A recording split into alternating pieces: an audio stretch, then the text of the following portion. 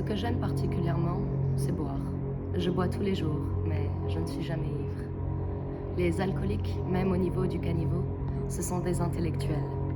Le prolétariat, qui est maintenant une classe plus intellectuelle que la classe bourgeoise, de très loin, a une propension pour l'alcool. Cela dans le monde entier.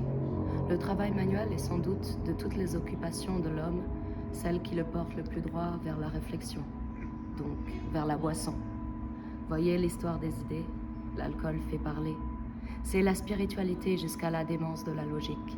C'est la raison qui essaie de comprendre jusqu'à la folie pourquoi cette société, pourquoi ce règne de l'injustice, et qui conclut toujours par un même désespoir. Un ivrogne est parfois grossier, mais il est rarement obscène. Quelquefois, il est en colère et il tue. Quand on a trop bu, on revient au début du cycle infernal de la vie. On parle du bonheur, on dit qu'il est impossible, mais on sait ce que veut dire ce mot. On manque d'un Dieu. Ce vide qu'on découvre un jour d'adolescence, rien ne peut faire qu'il n'ait jamais eu lieu. L'alcool a été fait pour supporter le vide de l'univers, le balancement des planètes, leur rotation imperturbable dans l'espace, leur silencieuse indifférence à l'endroit de votre douleur. L'homme qui boit est un homme interplanétaire. C'est dans un espace interplanétaire qu'il se meut. C'est là qu'il guette. L'alcool ne console en rien.